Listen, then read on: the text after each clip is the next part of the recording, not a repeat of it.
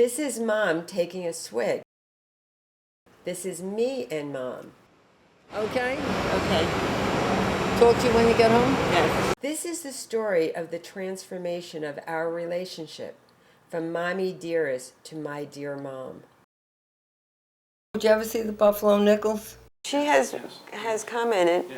She said that I look like the Indian on the Buffalo Nickel. So overall, an extraordinarily supportive mother, one who's given you a tremendous amount of confidence, self-esteem, yes. You feel very comfortable and confident with yourself. This is the kind of portrayal that Mom has given you all these years.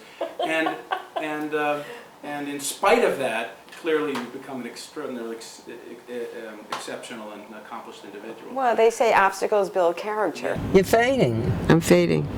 I never realized what an accent she had until she was on the Today Show. Your eyes are all washed out looking. My mother's comment was, Gail, you sound too Jewish. What is it that you want me to do to my eyes? Well, I think if you put a permanent liner on there. Put your hair back. Oh my God, look at you.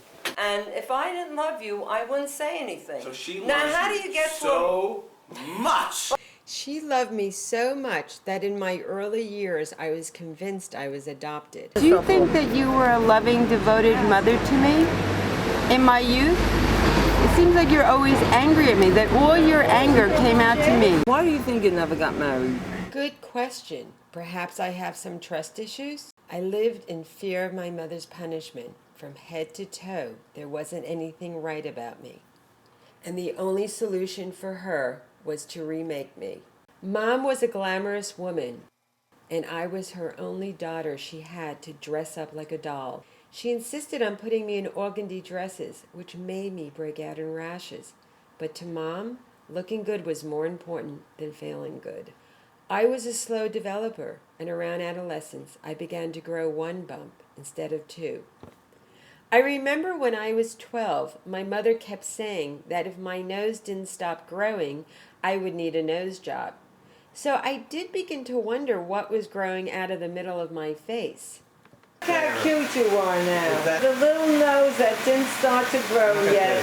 I want to see if we can find where my nose began to take off. You can't. I went through every one of these photographs, and there's nothing in here that will indicate, because there are no profiles, and your photographs, full face, are all the same.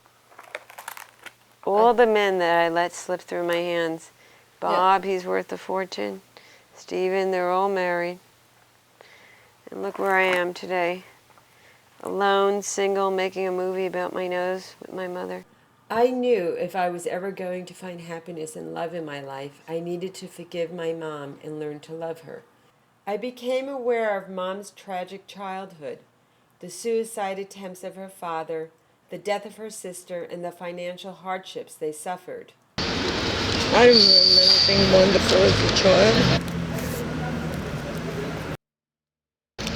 I remember sitting in hospitals a long time as a kid.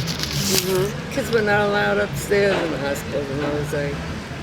I used to sit all day long in the lobby of the hospital, all day long. The first time.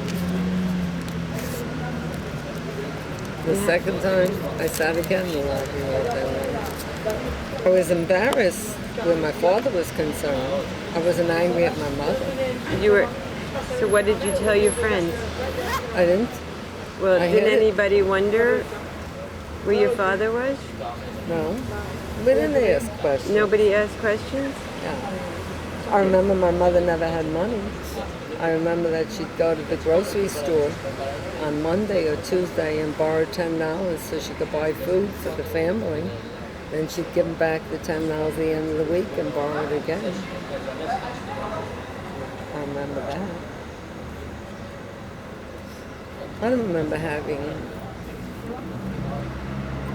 a lot of toys or anything. I could feel my mother's pain and started to look at her differently. She was wounded, and I began to change my expectations. Large hook noses are in style. Do a commercial for pepperoni pizza. What does that have to do with a large hook nose? You can smell it. In time, her criticisms had less and less of an effect on me because I realized she was doing the best she could. Our life took a dramatic turn when my father suddenly passed away.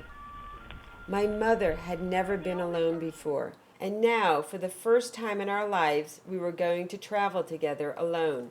We are bootlegging the booze. We're not paying for it. We're landing at Berlin. It's the beginning of our adventure. We were about to find out if Europe was big enough to hold us both. This is turning out to be a pleasant holiday. Gail and I are getting along very well. I expected to get along well with her. I don't know whether she expected to get along well with me, but we will find out. I will now turn the mic over to Gail. Thank you, Mother. This was the first of many adventures and experiences to follow. Trust, which for so long had been lacking in our relationship, was developing. And with it came an increased capacity on my part to trust the people in my world. And trust, after all, is what allows us to love.